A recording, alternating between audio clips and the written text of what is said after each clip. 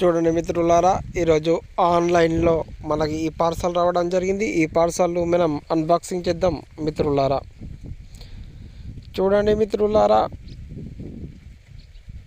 నేను ఒక రంపంను నా చేతిలో తీసుకున్నాను. ఈ రంపం సహాయంతో మనకు వచ్చినటువంటి బాక్స్ పైన ఉండే కవర్లను కట్ చేయడం జరుగుతుంది మిత్రులారా.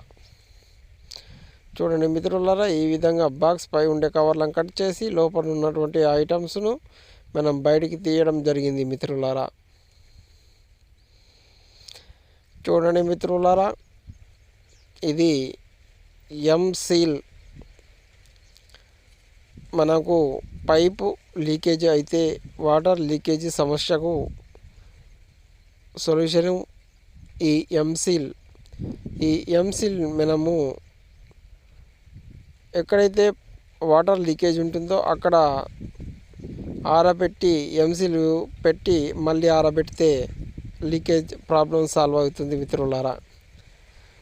చూడండి మిత్రులారా, ఈ ఎంసీల్ ప్యాకెట్లో మనకు 2 ఐటమ్స్ ఉంటాయి. ఒకటి నలుపు రంగులో, మరొకటి తెలుపు రంగులో ఉంటుంది. ఈ రెండిటిపై కవర్లను మనం కట్ చేసి ఇందులో ఉండే ఐటమ్స్ను బయటికి తీసి ఈ రెండింటిని మిక్స్ చేయాల్సి ఉంటుంది మిత్రులారా. ఈ విధంగా నలుపు తెలుపు రెండిట్లను మనం మిక్స్ చేసుకుని పడుతుంది.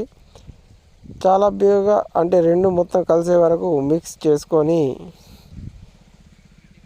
ఈ మిక్చర్ను వచ్చేసి మనము ఎక్కడెక్కడైతే వాటర్ లీకేజ్ ఉంటుందో అక్కడక్కడ మనం అతికించాల్సి ఉంటుంది రైతు మిత్రులారా. ఈ విధంగా రెండింటిని మనం మిక్స్ చేసి అతికించాల్సి ఉంటుంది. ఈ ఎంసీల్ మనకు